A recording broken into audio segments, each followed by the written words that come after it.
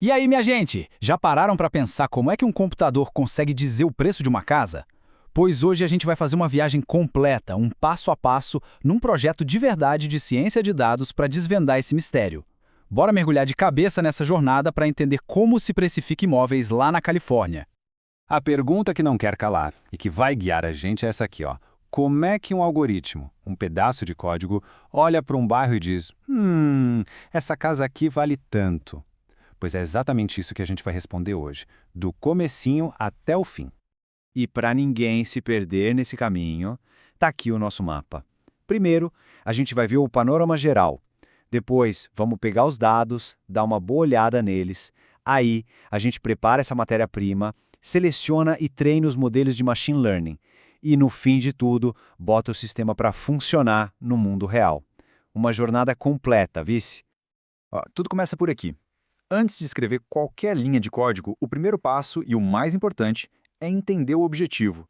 Qual é o problema que a gente quer resolver? E, principalmente, como é que a gente vai saber se o resultado foi bom ou não? Agora, a gente precisa traduzir esse problema para a língua que a máquina entende. Primeiro, é um aprendizado supervisionado. Sabe por quê? Porque a gente já tem os preços certos para ensinar o modelo.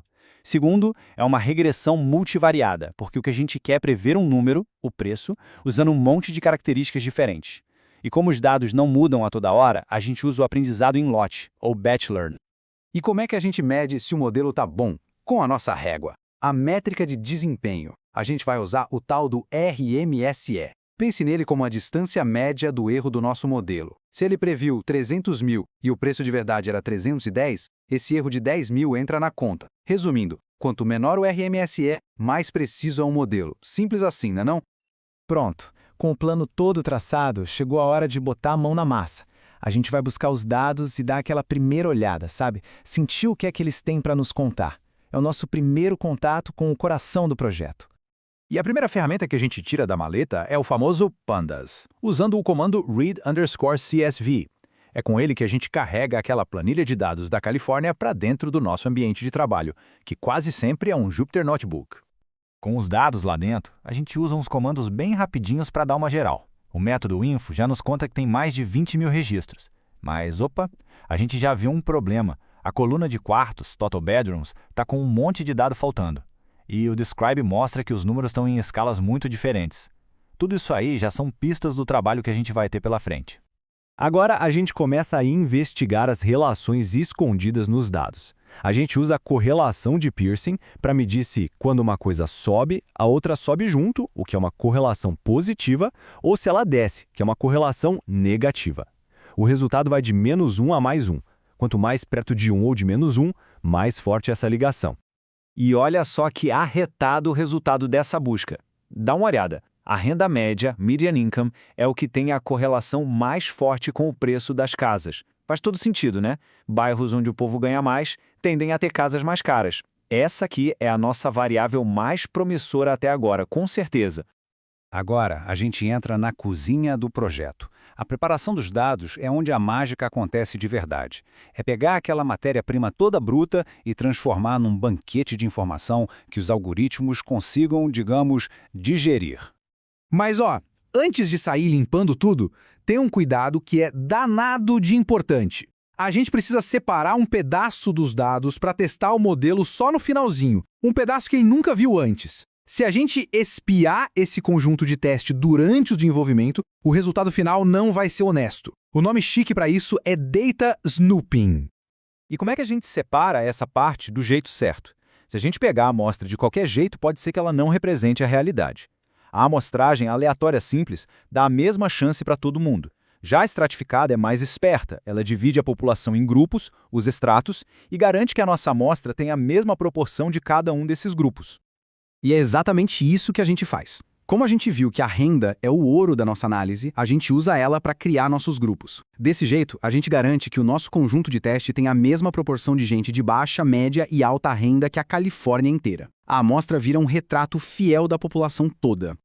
Pronto, com tudo separado direitinho, a gente pega o nosso canivete suíço de ferramentas, o Simple Imputer, vai lá e preenche os buracos, os dados que estão faltando. O OneHot Encoder transforma texto em número.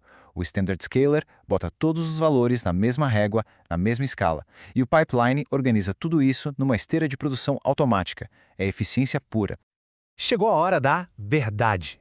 Com os dados todos limpinhos e organizados, a gente vai botar diferentes algoritmos para competir, para ver qual deles é o bom mesmo, qual aprende melhor a prever os preços das casas. É a nossa corrida de campeões. E na nossa competição, a gente tem 3 valentes. A gente começa com um clássico, a regressão linear.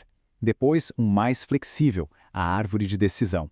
E por último, um peso pesado, o Random Forest, que é basicamente um comitê de várias árvores de decisão trabalhando juntas.